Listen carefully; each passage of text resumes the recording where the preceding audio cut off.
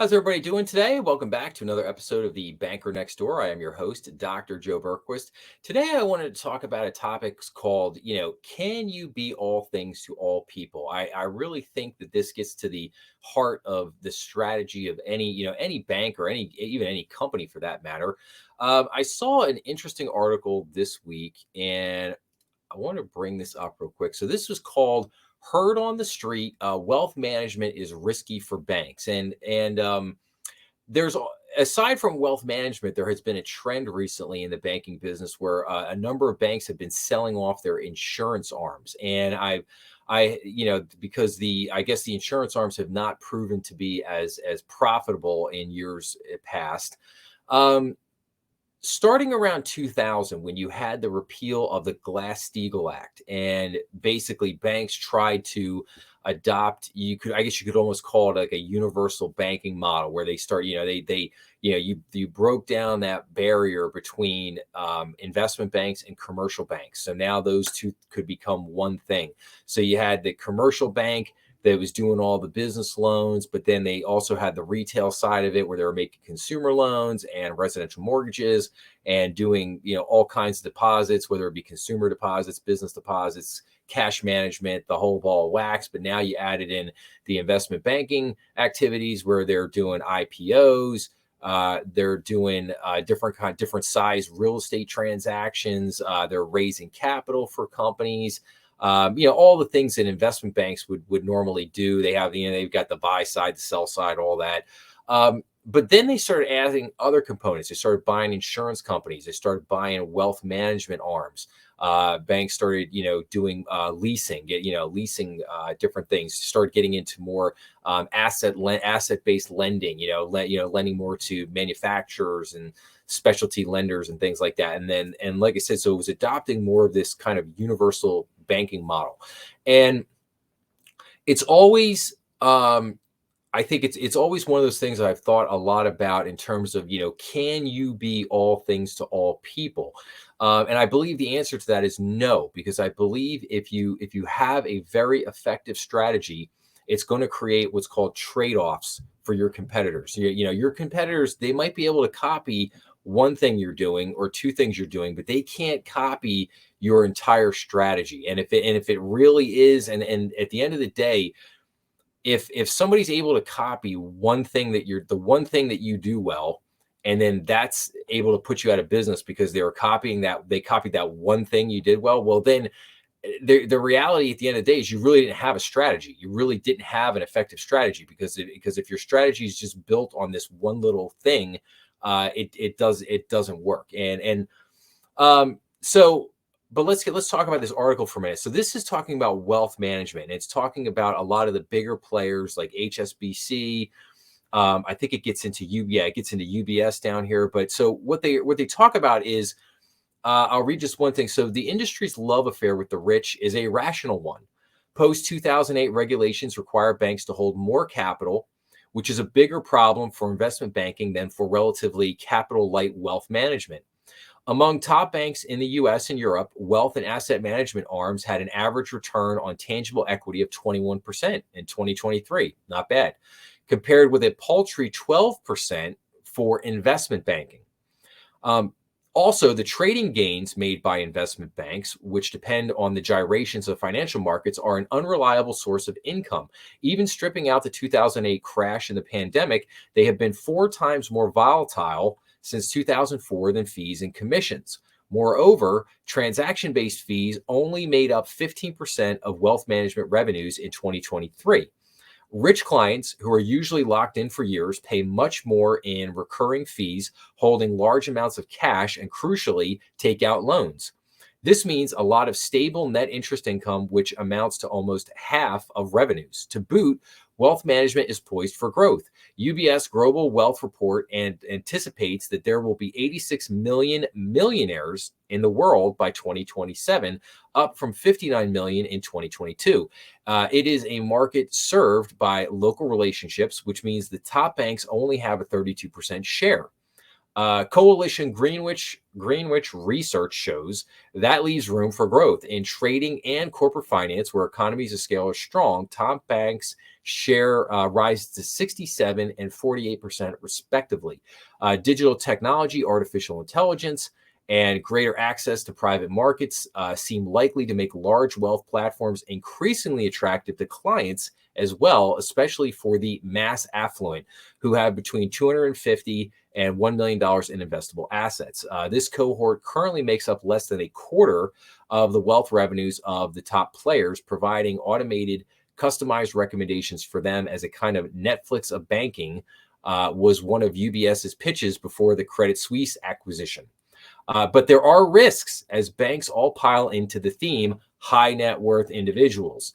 Those with more than 1 million might be able to drive a harder bargain in a more crowded market. Below that line, low cost robo advising technology is already squeezing profit margins. The surge in wealth management assets in recent years has also been matched by increasing expenses.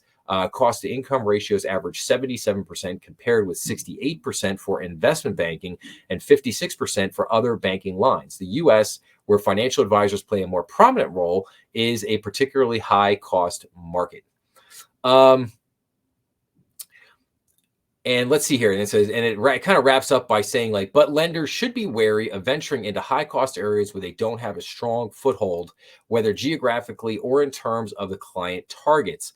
This is why Goldman's ambitious wealth management foray under Mark Nachman, who comes with a markets and investment banking background, seems risky, even if so far it is going well. The bank's recent retreat from consumer banking came with a broader lesson. Not everybody can do everything. And therein lies the lesson. So this article is focused more on the differences between the income and the expenses and the pros and cons of basically wealth management versus investment banking.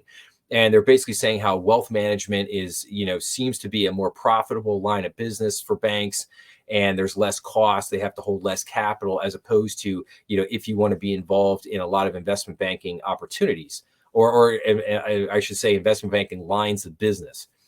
So, but then it gets even more granular because they get into, every bank is chasing what are called high net worth individuals. Those are individuals that have a net worth of $25 million or more. That's called the whale. That's the big relationship that everybody wants to get. If you're a wealth manager, if you're like a financial advisor, a lot of the bigger companies, they want you to have a book of business that's, I would say, at least $100 million, and more likely at some of the houses, like if you look at Morgan Stanley, maybe even like Merrill Lynch, places like that, they probably want you to have a $250 million book of business.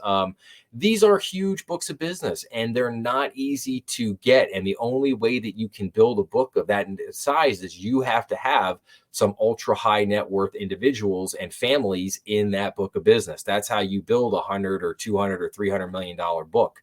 The problem is, as this is saying, is that those clients, they hold a lot of power, because they could basically say, they might be able to drive a harder bargain in a crowded market. And yes, they absolutely can. So, the bank might have to give away a lot in order to bring those clients in the door, and you have to kind of weigh the pros and cons of that. And now I will tell you that, having 250 to $1 million in investable assets is not what it used to be. Back in the day, you walked into a lot of clients' offices and you said, "Oh, hey, I've got $500,000, $750,000," and it was like, "Hey, absolutely, come on over, let's talk." Now, not so much. You'd be lucky to like flag down the lowest person on the totem pole if you walk in and say, "Hey, I've got $500,000 to invest." They're like, "Oh, hey, that's great." Which is kind of crazy to say that, but there is I think there's a lot of truth in that. But at the end of the day, I I think this all gets back to the strategy point. You can't be all things to all people. And it is okay. It's totally okay to make a dollar doing what you're good at. You create a niche, you create a specialty for yourself in the market, and you work that niche and you work it again. You work it again. I always go back to, if anybody ever read the book Good to Great by Jim Collins. Jim Collins talks about the flywheel, and he talks about cranking the flywheel, and he talks about how the most successful companies, they just continue to crank that flywheel harder and faster and longer, and just keep going and going and going and crank, crank, crank, crank, crank. And how you crank on something is by focusing on your specialty, on your niche, by making a dollar at what you're good at, and just making that making another dollar and another dollar, another dollar. And you just keep cranking, and you keep pressing that momentum and keep growing bigger and bigger and bigger off of that one thing. And that, you don't need to have 100 product lines, and you don't need to have 10 different lines of businesses, and you don't need to have all that in order to create an incredibly successful company. You just have to have a great niche and a great strategy, and just work it again and again and again. So again, like I said, just interesting thing. A lot of great things to think about. So I think if you run a company, if you're thinking about starting a company, or if you work at a bank that is maybe thinking about going into a certain product line, I think this should be kind of food for thought. Who is your target market? Who's your focus? What's the customer you're looking for? Do you already serve them? And if you don't, do you really want to go down this road? Like, is the juice worth the squeeze, as it were? Does this really, by going down this road, does this also play into the bank's larger strategy, as it were? Or are you going to be, kind of wasting your time and wasting a lot of money creating something, or going off on some endeavor that just really is not going to be extremely profitable for the bank at the end of the day? So like I said, just a lot of food for thought here, whatever. But the question remains, can you be all things to all people? And I think the answer to that is no. You cannot be all things to all people. You have to, like I said, you have to create a niche. You have to create a place in the market, and then you have to work that. You have to make sure that you have put together a really good strategy. And I'm gonna do a whole episode on strategy coming up, where I'm gonna break down what is a good strategy versus a bad strategy. I'm gonna give some really good examples of that in the banking world, and I think people will really enjoy seeing that.